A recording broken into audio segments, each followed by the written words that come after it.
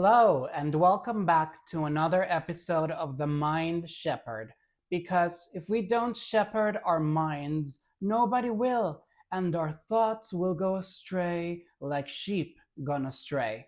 Today, we're talking about compassion, which is a thing that many people perceive as weakness or as enabling bad behavior.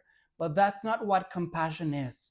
Let's talk about the true power behind compassion. The most important thing about compassion is that it is a self preserving force. Let me explain to you why. Because compassion works when we see people at their lowest.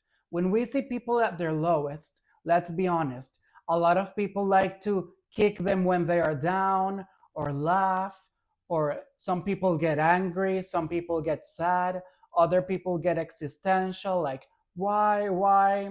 Right? But those are all responses that hurt us when we have them.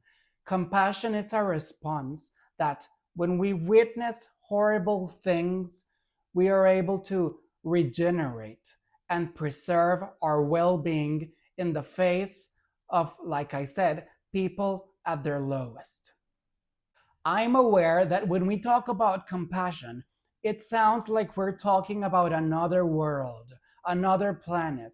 But no, I am talking about planet Earth, where we see on the internet, for example, where somebody makes a small mistake or maybe a bigger mistake, and everybody gangs up on them and tries to destroy them, to cancel them, to make sure that they are gone for good.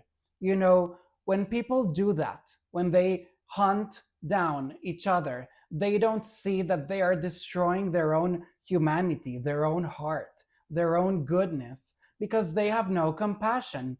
So, what I'm trying to say is this: compassion is really necessary in this planet. It's not like a fantasy of peace and love. No, it is necessary. And just to be clear, compassion doesn't mean that you allow injustice to happen.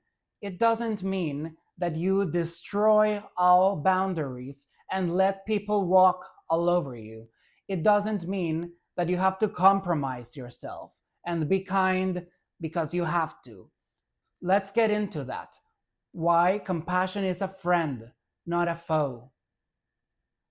But let's get a little bit deeper on why compassion and justice are not foes. You know, a lot of people don't want to be compassionate because they want to see the pain, they want to see the blood, they want to see the other person fail. And like I said, they don't realize that by wanting that, they are compromising their inner well being. Let's just say it. If you do that, you become like a vengeful person, always looking for the suffering of others. I mean, how is that not crazy, right? But we see it all the time. People do it on the internet or in their private lives. Or, I mean, I hope that I'm not the only one who sees it, because it is one of the biggest vices of society. And let's tell another truth. If what you want is justice in your life, compassion equals justice. Because trust me, nothing will make the people who hurt you more hurt than seeing you be happy, humane, and full of compassion in spite of what they did to try to destroy you. Another example of powerful compassion is when making boundaries. You know, boundaries made with anger or hatred or "you will not hurt me again" sort of vibe.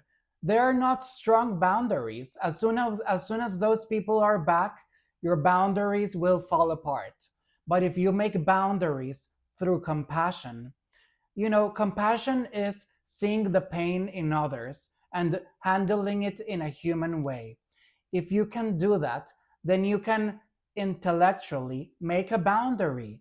You see that that person is a little bit crazy or handling with their own problems or that they are not happy. So you can make a boundary much stronger through compassion than through the opposite.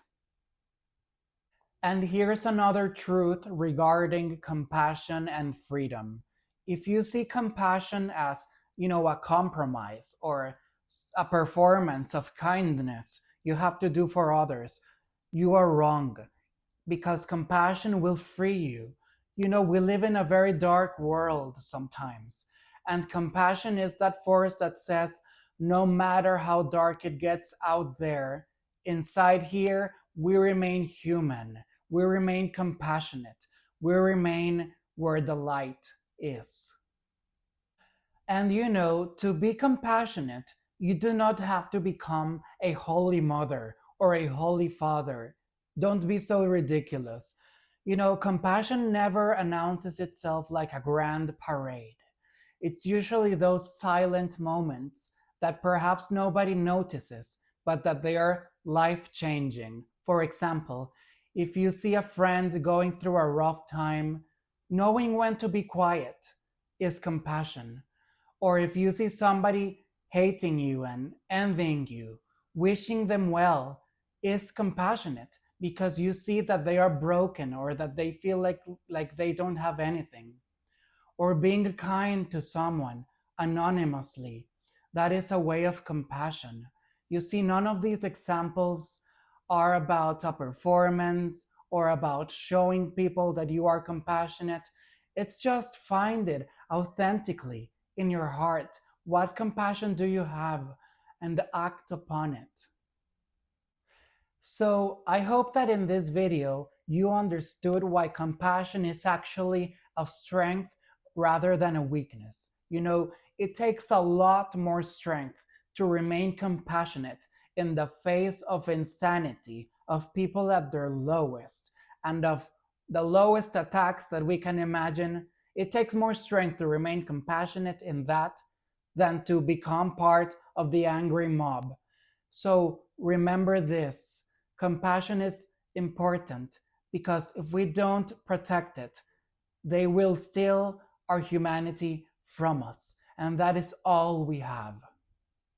After all this conversation about compassion, the most important compassion you will ever have is the one for yourself.